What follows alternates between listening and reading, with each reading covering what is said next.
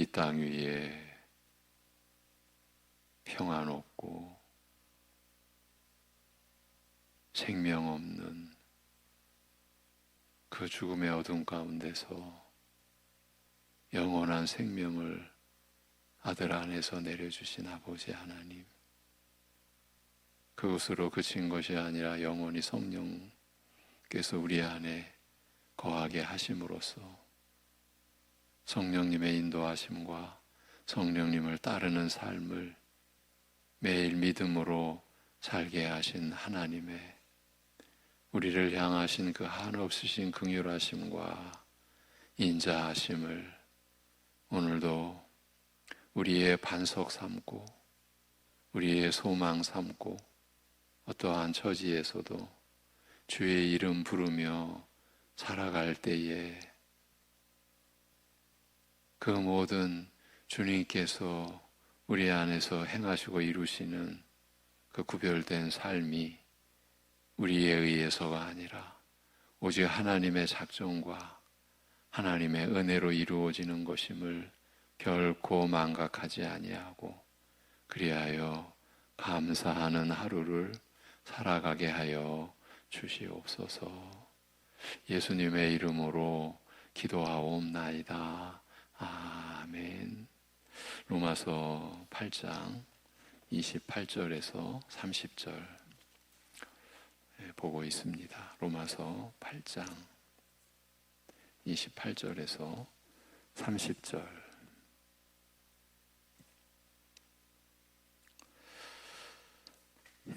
28절부터 같이 보시겠습니다.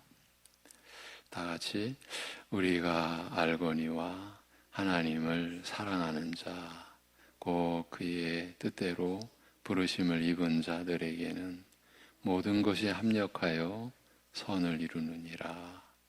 하나님이 미리 아신 자들을 또한 그 아들의 형상을 본받게 하기 위하여 미리 정하셨으니 이는 그로 많은 형제 중에서 맏아들이 되게 하려 하심이라. 또 미리 정하신 그들을 또한 부르시고 부르신 그들을 또한 의롭다 하시고 의롭다 하신 그들을 또한 영화롭게 하셨느니라. 아멘.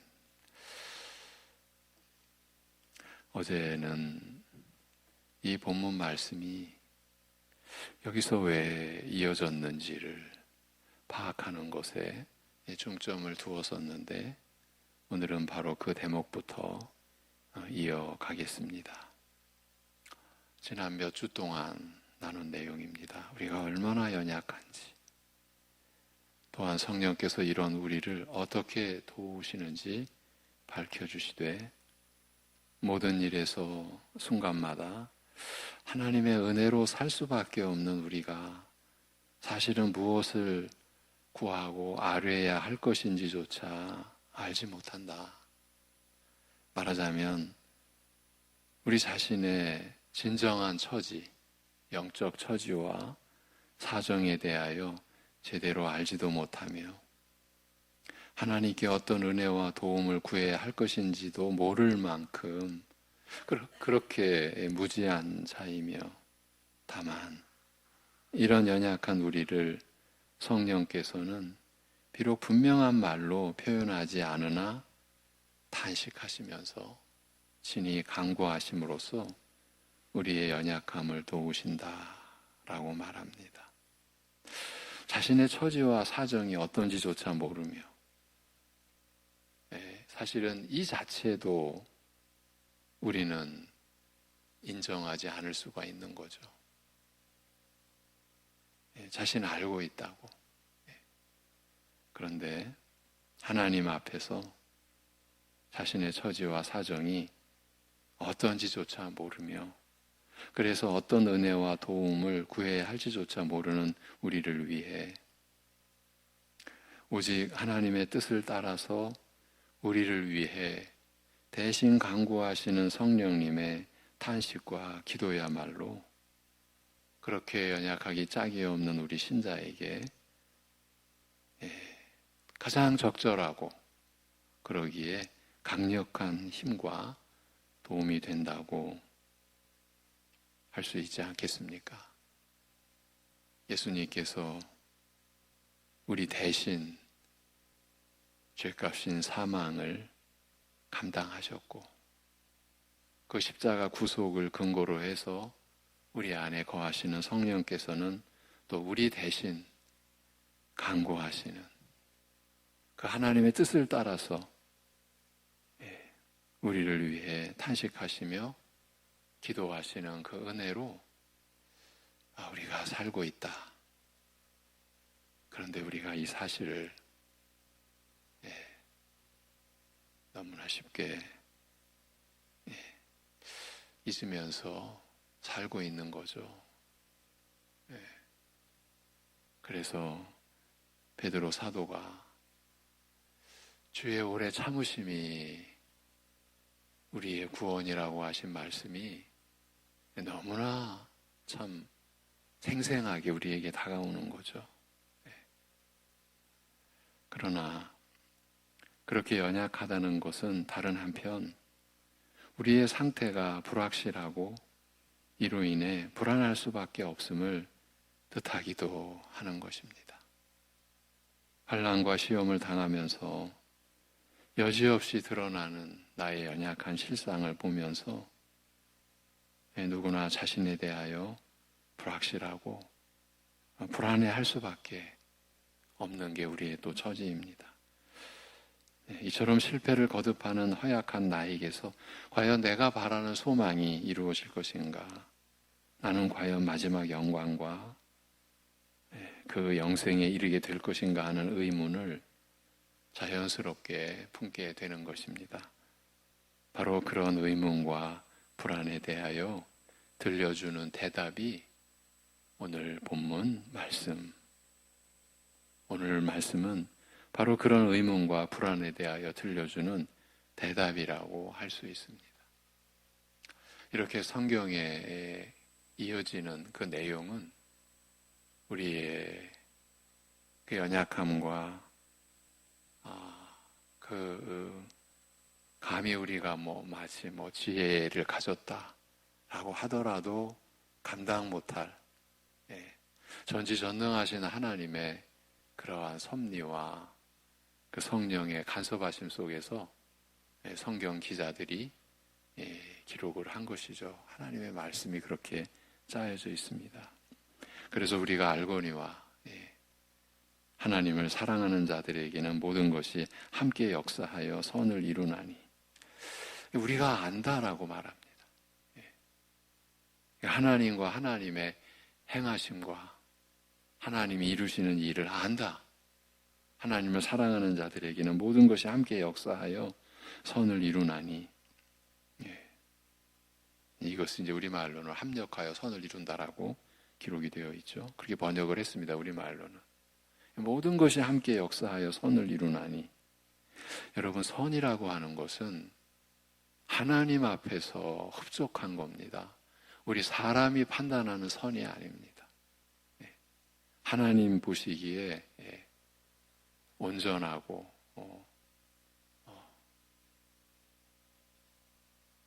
미비됨이 없이 그렇게 되는 그 모든 것이 함께 역사하여 선을 이루나니 곧 미리 정하심을 따라서 부르심을 받은 자들에게니라고 합니다. 성령께서 우리 신자를 위하여 탄식하시며 대신 간구하심으로써 연약한 우리를 도우신다라고 앞에서 말씀하였습니다만 이제는 더 나아가 한 걸음 더 나아가서 성령의 이런 도우심을 받으며 살아가는 신자의 삶과 행보가 얼마나 안전하고 확실한지 알리되 하나님을 사랑하는 자들에게는 모든 것이 함께 역사하여 선을 이룬다고 말합니다. 성령의 그러한 도우심이 우리에게 주어지니 그렇게 될 수밖에 없지 않느냐라는 이런 강력한 암시도 담겨 있다. 우리는 그렇게 느낄 수 있습니다. 하나님을 사랑하는 자들에게는 모든 것이 그에게 일어나는 모든 일이 함께 역사하여 그리하여 그 일들이 서로 연결이 되는 거죠. 이 일이 저 일과 서로 연결되고 저 일이 또 다른 일과 연결되어서 하나님의 뜻을 이룬다. 선을 이룬다. 선한 목적과 결과에 이르게 된다라는 뜻입니다. 여러분, 우리 신자의 그 삶이 이렇게 이루어진다. 우리가 할 수 있는 말이 아니지 않습니까? 이건 오직 하나님의 뜻과 작정으로 인한, 그것도 우리를 한없이 긍휼히 여겨주시는 하나님의 그 사랑의 열매죠. 하나님의 은혜가 이루시는 일인 거죠. 이것이 우리 교회가 지녀야 할 담대한 믿음, 지체된 우리 신자 각자가 하나님의 말씀에 붙들려서 가져야 될 믿음의 그 온전함 가운데 하나의 내용 아니겠습니까? 예. 신자들에게는, 그러니까 우리들에게는 무슨 일이 닥치거나 일어나든지 겉으로 드러나는 모양이 어떠하든지 순탄하든지 힘겹고 어렵든지 결국은 이 모든 일이 함께 역사하여 선한 결말에 이른다는 뜻입니다. 하나님께서 우리에게 약속하신 모든 영광스러운 삶이 이루어진다. 하나님의 영광에 참여하게 된다. 여러분, 그 전체가 영생에 이르게 되는 그 하나님께서 약속하시고 행하시는 그 선한 결말에 이른다는 뜻입니다.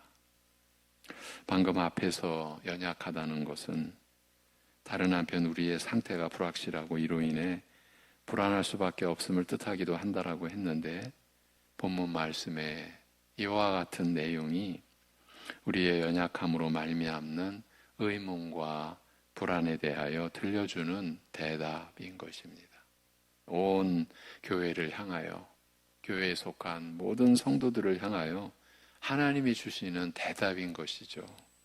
무슨 일이 닥치거나 무슨 일이 일어나든지 그 일이 외모상으로는, 겉으로는 겉으로 드러나는 모양이 어떠하든지 순탄하든지 힘겹고 어렵든지 결국은 그 모든 일들이 함께 역사하여 하나님께서 뜻하시는 그러기에 선한 결말에 이른다고 하지 않습니까?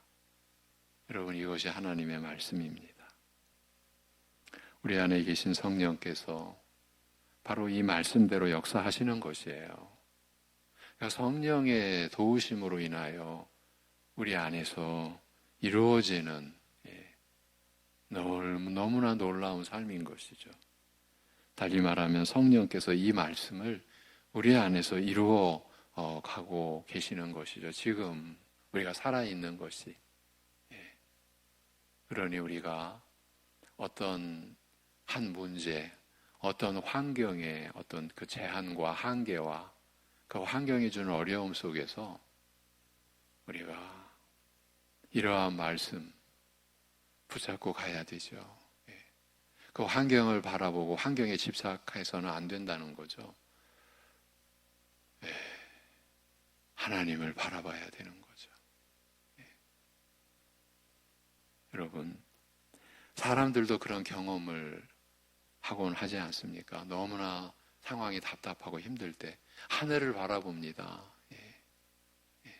모든 것이 나의 길을 가로막고 그야말로 내 삶이 더 이상 나아갈 수 없는 어떤 절벽에 부딪혀가 있는 그런 상황, 그때 사람들 하늘을 바라보면서 그 안에서 뭔가 소망의 끈을 붙잡으려고 절규하며 부르짖으며 그렇게 매달리는 그런 모습을 생각해 보십시오. 근데 우리에게는 그냥 하늘이 아니지 않습니까? 그 하늘의 하늘까지도 친히 조성하시고 주관하고 계시는 우리 아버지 하나님, 하늘에 계신 우리 아버지 하나님, 우리는 그 하나님을, 그 하나님의 말씀을 우리가 받았지 않습니까? 그 말씀의 약속을 기업으로 받았지 않습니까? 그런데 이제 오늘 본문으로 들어가서 이런 일은, 지금까지 우리가 나눈 이런 내용은 하나님을 사랑하는 자들에게 일어난다라고 말합니다. 하나님을 사랑하는 자들에게. 그래서 그러면 그렇지, 하나님을 사랑하는 경건한 사람들, 하나님 앞에 흠없이 살아 하나님을 기쁘시게 하는 그런 사람들에게나 일어나는 일이지. 그러니까 하나님을 사랑하는 자들에게라고 하는 그 말씀을 가지고 이제 우리가 이렇게 생각하는 거죠. 하나님 앞에 흠없이 살아. 그래서 하나님을 기쁘시게 하는 그런 사람들에게나 일어나는 일이지.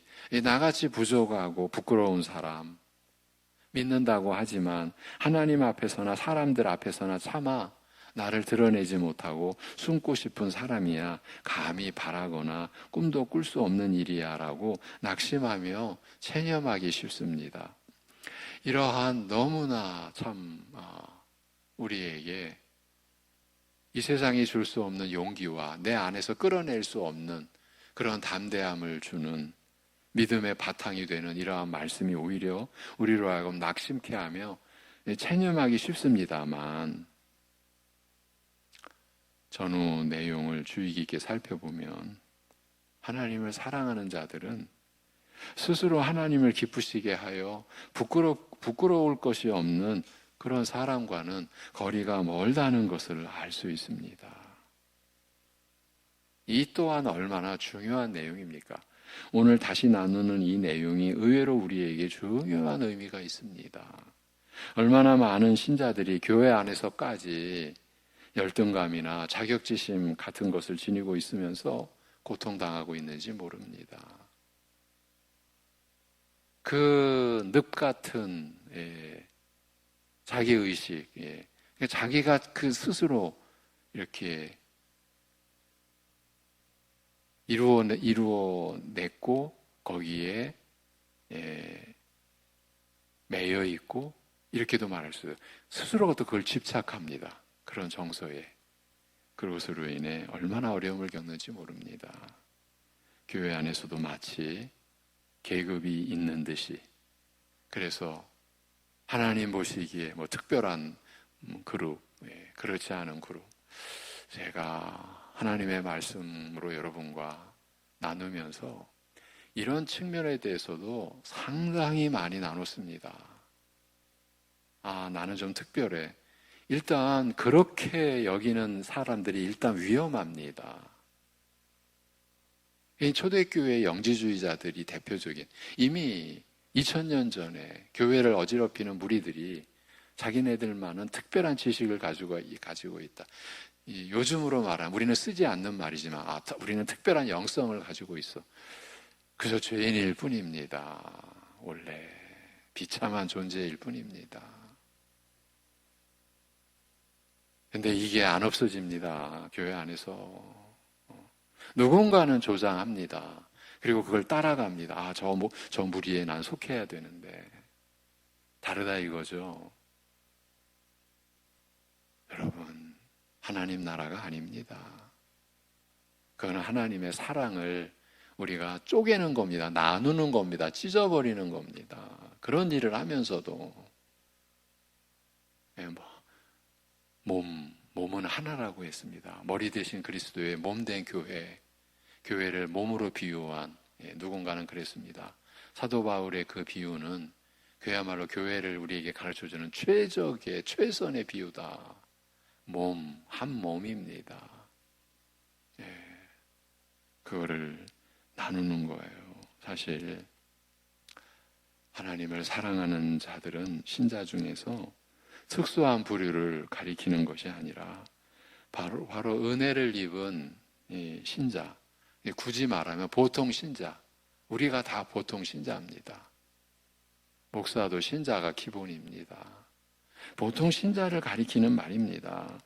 믿는 자는 날마다 성령을 따라 행하면서 하나님을 미워하고 대적하는 육과 죄의 얽매임에서 벗어나서 이런 육의 소욕을 거스리는 성령을 따라 하나님을 섬기게 된 만큼 믿는 자, 그는 필연적으로 하나님을 사랑하고 따르며 순종하는 자가 되며 적어도 그의 마음과 삶은 늘 이것을 지향할 수밖에 없습니다. 믿음의 역사가 그것 아닙니까? 내 죄의 그 성품, 육적 성품은 여전히 하나님을 거스르고 미워하고 대적하려고 하는데, 성령님의 인도하심을 따라 성령님을 따를 때 우리는 또 담대하게 믿음의 고백을, 그리고 긍휼을 구하며 하나님을 향하여, 죄에 대해서는 죽은 자요, 하나님을 향하여 산 자로 하나님을 향하여 살아가는 것입니다. 적어도 우리의 마음과 삶은 그것을 지향할 수밖에 없습니다. 그리스도를 믿는 것과 더불어 신자에게서 일어나는 이런 은혜로운 변화를 한마디로 표현한 것이 바로 하나님을 사랑하는 자들인 것입니다. 특별한 부류라서 하나님을 사랑하는 자들로 불리는 것이 아니라는 것이에요. 나는 그렇게 불리고 싶어. 나는 그런 무리들 속에 속하고 싶어. 이게 이미 그게 죄성의 발로인 거죠. 예. 그리고 이런 은혜를 따라 살아가는 자들에게는 모든 일이 함께 역사하여, 그러니까 우리 보통 신자들, 하나님의 우리를 돌보시고 인도하시는 그런 은혜를 따라 살아가는 자들에게는 모든 일이 함께 역사하여 선한 목적과 결과를 이룬다고 말씀하시는 거예요. 우리에게 무슨 일이 닥치든지, 우리에게 어떤 일이 일어나든지 그 결말이 선하다면, 하나님께서 그 결말이 반드시 선하도록 역사하신다면 우리 신자의 미래는 참으로 안전하며 이 땅에서 힘겹게 살아가면서도 그 종국이, 그 결말이 선할 것을 확신하는 가운데 위로와 평안을 얻을 것입니다. 이것이 우리가 살아가는 삶입니다. 신자의 삶은. 순탄하다고요. 제가 어제도 그런 말씀을 드렸죠. 우리는 환경이 순탄해져 버리면 갑자기 자신만만해져 버립니다. 그러니까 내가 살아가는 근거를 내가 또 옮겨버리는 겁니다. 내 자신감 위에다가 나를 세워버리는 거죠. 그게 믿음의 대적, 믿음을 허물어뜨린 자리에 내가 또 올라서 버린 거죠. 순식간에 우리의 마음은 또 그런 작용이 가능하지 않습니까? 바로 직전 순간만 해도 허덕이면서 하나님의 은혜를 구하고 하나님의 도움을 구하다가 내 형편이 좋아질 것 같으면 나도 모르는 사이에 그 좋은 형편 위에 나를 세워버리는 거죠. 그래서 내가 믿는 게 그 좋은 형편이 되어버리는 거예요. 순탄함이 되어버리는 거예요. 그게 믿음의 대상이 되어버리는 거예요. 이게 원래 우리의 모습이었어요. 그거를 그렇게 실패하고 그렇게 깨지는 내가, 그게 발견되어지는 것도 주님의 은혜입니다. 그게 안 발견되어지면 내가 나에게 믿음의 근거를 두고, 그래서 지금 순탄하게 되는 환경이 내가 잘했기 때문에, 내가 기도 열심히 했기 때문에, 내가 남달랐기 때문에 그래도 나는 이렇게 순탄해졌어. 그렇게 믿음의 대상이 사실은 내가 돼버린 거잖아요. 신이 바뀐 거예요, 여러분. 이게 우상 숭배죠. 그런데 분간이 안 될 때가 있는 거죠. 그러면 우리의 삶은 더 위험해지는데, 그게 우리에게 깨달아질 때 그때 처절한 아픔이 오는 거죠. 긍휼을 구할 수밖에 없는 거죠. 그때 하나님의 선하심과 인자하심을 우리가 또 부르짖게 되는 거죠. 그렇게 되는 것도 하나님의 은혜 아닙니까? 그렇게 우리는 우리의 종국이 선할 것을 확신하는 가운데 위로와 평안을 얻게 되는 겁니다. 곧 미리 정하심을 따라서 부르심을 받은 자들에게니라고 합니다. 28절이 그렇게 마무리되어집니다. 미리 정하심을 따라서 부르심을 받은 자들에게니라. 바로 이런 약속이 주어진 사람들, 곧 하나님을 사랑하는 자들을 가리켜 미리 정하심을 따라 부르심을 입은 자들이라고 말합니다. 은혜를 입어 하나님을 사랑하게 된 것이 자기 뜻으로 말미암지 않고 하나님께서 미리 정하시고 이에 따라 나를 부르시는 것으로 말미암았다는 뜻이에요. 여러분, 내 뜻이 아니었어요. 우리는 이런 삶을 깨닫지도 물론 못했지만 구하지도 않았어요. 그런 우리의 죄인의 형편도 성경이 다 기록해 놓은 것 아닙니까? 자기 뜻으로 말미암지 않고 하나님께서 미리 정하시고 이에 따라 나를 부르시는 것으로 말미암았다는 겁니다. 그리고 바로 여기에서 우리 믿는 자의 구원의 안전함을 보증하는 가장 깊은 근거를 우리가 또 발견하게 되는 거예요. 우리 믿는 자의 구원이 안전함을 보증하는 가장 깊은 근거가 발견되어지는 거죠. 내 뜻으로 말미암은 게 아니다. 내가 은혜를 입어 하나님을 점차 사랑하게 된 것이 하나님께서 미리 정하시고 그에 따라 나를 부르신 것으로 말미암았다. 그게 내 구원의 안전함을 보증하는 절대적 근거다는 거죠. 이런 내용이 우리 믿는 자들에게 얼마나 중대한 의미를 지니고 있는지 모릅니다. 생각해 보십시오. 만일 우리의 구원의 근거가 나의 어떤 곳에 있다면, 제가 방금 전에 우리가 순탄해지면 금방 우리는 순탄함을 붙든다. 마치 내가 순탄함을 이룬 것처럼. 그러나 그게 얼마나 허망한 것인지, 여러분, 구약의 지혜서가 가르쳐주는 게 뭡니까? 재물은 날아가는 것이야, 날아가는 거. 돈은 날아가는 것이라고. 붙잡을 수가 없어요. 날아가는데 어떻게 붙잡아요? 근데 우리는 붙잡을 수 있는 것처럼, 그렇죠? 만일 우리의 구원의 근거가 나의 어떤 곳에 있다면, 내가 잘했으니까, 내가 그만큼 기도했으니까, 내가 그만큼 열심히 했으니까, 그런 등등 나의 어떤 곳에 있다면 구원의 근거가, 그것이 하나님에 대한 사랑이든지 아니면 믿음이든지 또는 그 외에 다른 무엇이든지, 내가 얼마나 하나님을 사랑하는데, 그러니까 하나님을 사랑하는 내가 구원의 근거가 된다면, 내가 얼마나 주님을 신뢰하고 믿는데 그 믿는 내가 구원의 근거가 된다면, 그 외에 다른 무엇이든지 간에, 내가 이런 직분을 가지고 있는데, 내가 뭔가를 구축해 놓았고 내가 무언가를 이루어 왔는데, 그렇게 그 다른 무엇이든지 간에 나에게서 구원의 근거를 찾는 순간 구원에 대한 확신은 무너지고 흔들리고 사라지게 되는 겁니다. 그렇지 않겠습니까? 나의 부족하고 부끄러운 실상을 보고 확인할 때마다 구원에 대한 기대는 무너지고 깊은 낙심에 빠지거나 적어도 불안해지기 때문입니다. 그러나 내가 은혜를 입어 하나님을 사랑하게 된 것이나 이런 나에게 모든 것이 합력하여 결국 선을 이루게 되는 것이 나의 뜻이나 나의 무슨 조건이나 온 힘을 다해 달리듯이 애쓰는 노력과 수고 때문이 아니요, 오직 하나님께서 미리 정하신 결정에 따라서, 그리고 이렇게 내려진 결정에 따라서 때가 되어 나를 부르신 것으로 말미암는 것이라면, 또한 이 일을 결정하시고 나를 부르신 그 하나님께서 진실하여 변함이 없으신 분이라면 나의 구원은 누구도 흔들 수 없을 만큼 굳건하고 확신할 것입니다. 이렇게 굳건하고 확실한 구원의 근거 안에서 받는 위로와 평강으로 우리는 어떠한 상황이든지 자신의 일을 오늘도 우리는 감당해 가는 겁니다. 피하는 것이 아닙니다.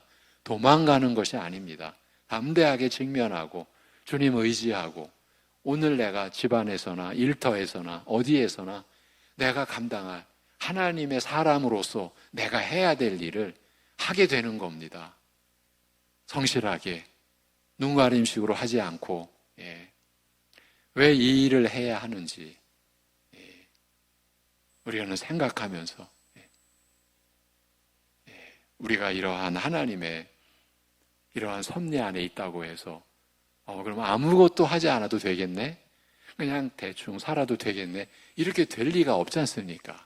이러한 하나님의 은혜를, 섭리를 우리가 깨닫는데, 그냥 모든 일을 그냥 대략해, 그냥 듬성듬성해, 그냥 하는 척만 해도 돼, 그렇게 사라질 수가 있겠습니까? 그 하는 일 자체가 지금 하나님의 은혜 안에서 내가 하는 일이요, 그 일이라는 것이, 우리가 살아가는 것이 다 서로 섬기며 관계 속에서 살아가는 건데, 자기 혼자 사라지는 게 아니잖아요. 함께 살아가는 거잖아요. 무슨 일을 하든지 그게 다 섬기는 거잖아요. 우리 신자들은 그 섬김을, 그것이 남들이 보기에 작은 일이요 하찮은 일이라고 할지라도 우리는 남들이 볼 때만 잘하는 척하고, 남들이 안 보면은 그냥 하는 둥 마는 둥, 아예 하지도 않고, 그렇게 사라질 수가 없지 않습니까? 왜 하나님의 선하심이, 하나님의 진실하시고 신실하심이 지금 내 성품으로 변화되어져 가고 있는데, 내 성품에 임하여서 종이가, 스폰지가 물을 빨아들이듯이 이제 하나님의 섭리 속에서 우리의 죄된 성품이 하나님의 그 선하심과 신실하심의 성품을 받아들이고 있는 그런 변화되어져 가는 우리 신자들이 그렇게 사라질 수가 있겠습니까? 하나님의 때에 따라, 하나님의 부르심에 따라, 하나님의 작정하심에 따라 다 이루어지는 삶이야. 그러면 두 손 놓고 두 발 놓고 그냥 널브러져 있자. 그렇게 될 리가 없지 않습니까? 제가 왜 이렇게 열을 내는 줄 아십니까? 바로 이러한 말씀, 이 로마서 8장 28절, 29절, 30절 이와 같은 말씀이 장로교회를 게으르게 하고 장로교회를 연약하게 만들고 열심을 내지 않고 뭐 하나님 다 하시니까 하나님께 다 맡기고 그렇게 참 졸렬한 신자들 만든다. 그게 장로교회의 교리다.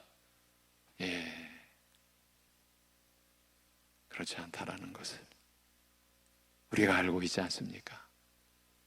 우리가 믿음의 성숙함에 따라서 예전에는 하찮은 일도 하찮게 보이지 않지 않습니까? 이 작은 일도 내가 주님의 마음으로 내가 해야지. 우리가 이런 생각을 하게 되지 않습니까? 하나님의 은혜가 우리를 새롭게 빚은 하나의 결과물이죠. 세상 사람들이 우리 신자들의 그런 모습을 볼 때 영혼에 충격이 가해지는 거죠. 금이 가는 거죠. 어떻게 저렇게 살지? 어떻게 저런 상황에서도 기쁘다고 감사하다라고 왜 저렇게 사는 거지? 도대체 저 사람들은 뭐냐?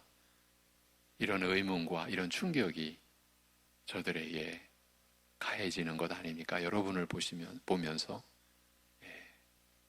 여기까지 하겠습니다. 오늘은 기도하겠습니다. 하나님 아버지, 이러한 말씀을 우리에게 내려주셔서 감사합니다. 우리는 꿈도 꿀 수 없는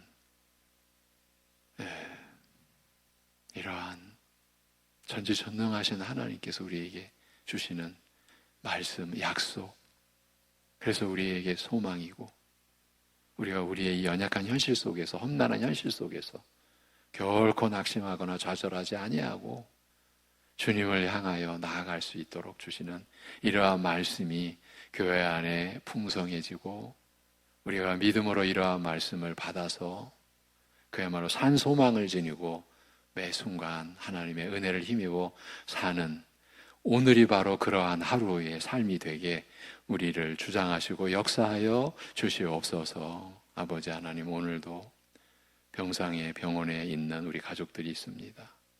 오늘 병원에 들어가는, 어제 병원에 들어가는, 그래서 오늘 작지 않은 큰 수술을 받는 우리 가족, 우리 최이자 집사님 붙들어 주시고 서너 시간 이상의 시간이 소요되는 그 준비 과정과 그 서너 시간 이상이 되는 수술의 과정이 하나님의 주관하에 하나님의 모든 것을 살피시는 인도하심과 섭리하에 계획된 조치하여야 되고 치료해야 되고 새롭게 해야 될 시술의 전 과정이 이루어지고 회복되어져 가는 역사 허락하여 주시옵소서. 모든 것을 주님께 의탁합니다. 사랑하는 성도들의 삶의 그 자리가 날마다 눈에 보이지 않으나 그러나 분명한 변화가 일어나는 하나님을 향하여 발걸음이 움직여지고 몸과 마음이 움직여지는 변화의 하루하루가 오늘이 되게 역사하여 주시옵소서. 이 모든 것을 주님께 맡기옵고 감사드리오며 우리 주 예수 그리스도의 이름으로 기도하옵나이다. 아멘.